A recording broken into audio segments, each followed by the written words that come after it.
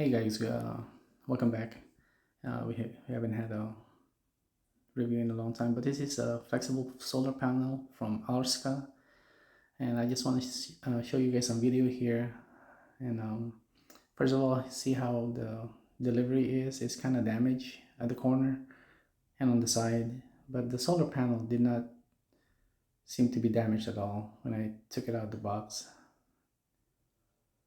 As you see, you will see how it's protected inside. It's not a whole lot of protection, especially on the front side of the panel.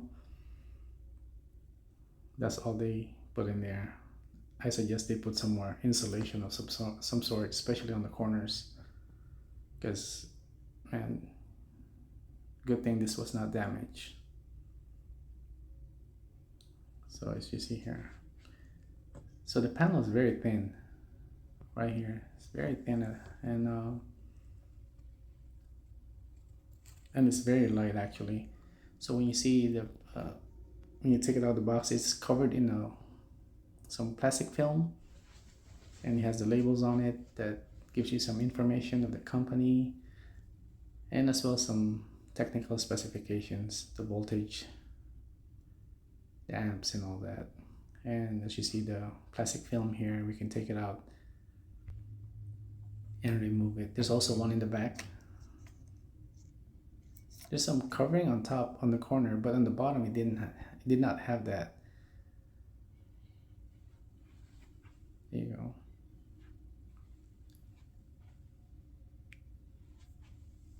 So the bottom did not have any. So that was, I don't know, didn't feel comfortable with that one. The cables are fairly short. It's not that long. I would have hoped they put it a little longer. But it's labeled negative and positive, which is a good thing. So the reason why you would buy a panel like this is you would probably put this on top of a van, an RV. That will be not too, it will be discreet. You know, you will not tell other people, oh, I have a solar panel on top of my car or a van. So it's not that big. It just looks big, but this is supposed to be coated with ETFE coating on it that's supposed to make it last longer, especially when it's exposed to the sun daily. So you can use this pretty much every day, and it should last you a while if you don't abuse it, of course.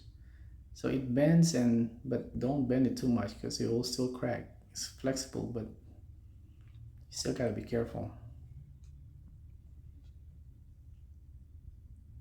And I live in an apartment, you guys, and I have very limited space. As you see here, I have two 100-watt solar panel, rigid panel, that's connected in parallel, but I'm just gonna put it on top of here. It's early in the morning. It's like 7 o'clock in the morning right now. The sun is not even out yet. And I'm gonna put it on top of here and see how it performs. I'm not expecting perfection because like I said, the location of mine is very limited, and like I'm just gonna put it on top there. It's just sitting on top of a camping chair, guys. And I have a Blue Eddy EV3A. This is a good portable power station to test it with because it can accept 200 watts of solar. So if you have a small power station, be mindful that some does not accept a whole lot of solar. Some only do 60, some 75, some 100, but this particular one can accept up to 200. I think it's a perfect match for this solar panel. So in theory, it should charge this in about 3 hours. But let's see if it does that. I only get about, as you see, the sun is still in the horizon. I only get about until 11:30 in the morning, and after that, I don't get any more sun. So it's very limited time. And I put it on top here. As you see, there's a lot of shadows on top that's covering it, and some solar panels will not accept a charge. If it has some even a tiny amount of shadow on top of it. But let's see how this perform with all that shadow at 7:30 in the morning, right about now, as you see here, guys. Let's see how it does. And it's doing 14 watts an hour, 14 watts, 7:30 in the morning with all of that shadow. That's not bad. That's pretty good. So, like I said, some solar panels will not be able to do this. They will not even accept a charge. I mean, some wattage input. And I think this was after about 15 minutes after. Now it's 27 watts. Still has a fairly amount of shadows, a lot of shadows on the panel, which is good. So this shows you the real world scenario if you have a solar panel maybe on top of the roof that has some shadows, you have a tree branch covering it a little bit, you will still get some sort of input from it. It's better than nothing. And this was around 7:30, 7:40 a.m. And let's see if this solar panel can top off my portable power station EB3A. And look at the sun, is still fairly low, 27 watts. And there you go. This is around 8, I believe, 8 o'clock in the morning. As you see by the how the sun is projecting the shadows. So I wanted to test it this way, not on a perfect condition, because this is how it's going to be, how I'm going to be using it. And this is halfway through, and as you see, the shadows halfway through to the panel. And I believe this was around 9:30 in the morning. There's some haze in the sky, so it's not going to be perfect. But let's see how it does with this situation halfway. And I believe I was getting 67 watts here, or let's see, 49 watts. There you go. That's still pretty impressive, I think. So if you have two of these in parallel, you could be getting 100 watts right now, early in the morning, at 9 o'clock in the morning.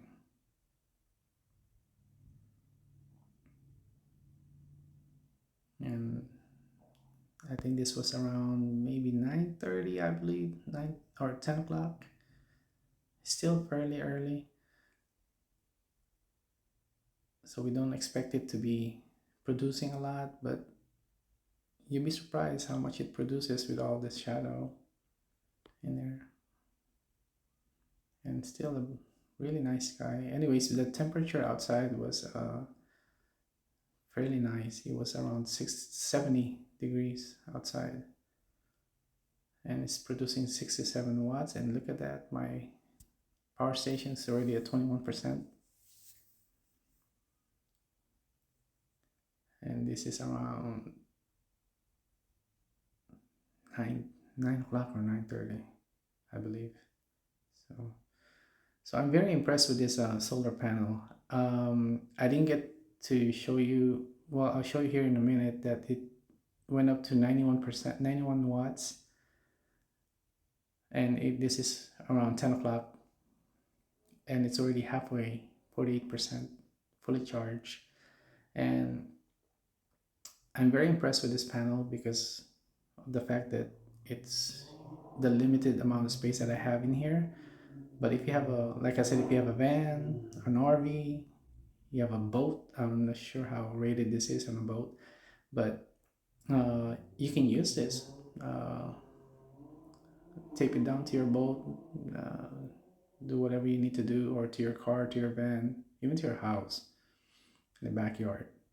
And you can get some good wattage on this, and top off your batteries. If you have a power station like this or an actual battery, this will be a good option. Some of the panels I looked at in this category, in this specification, was way more expensive. I will spend at least $100 more, or probably more, 150 more, to get some about similar results.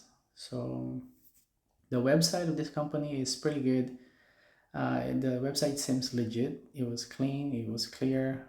Uh, there's a lot of information in there. It doesn't seem to be like a cheap website. So it looks like a legit company. We'll see how it goes once, if I have any issues, how the customer service is.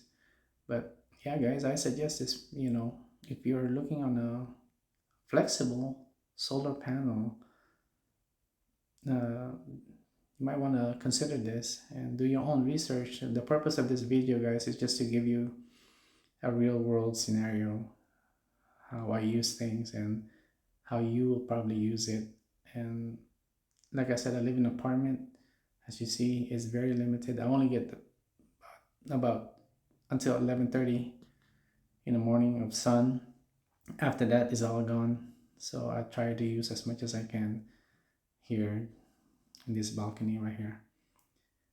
But yeah, guys, look at it on Amazon. I think it's 199 right now with a 10% discount. I think it comes around 180.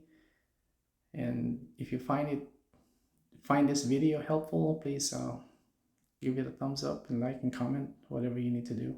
Thanks for watching, guys.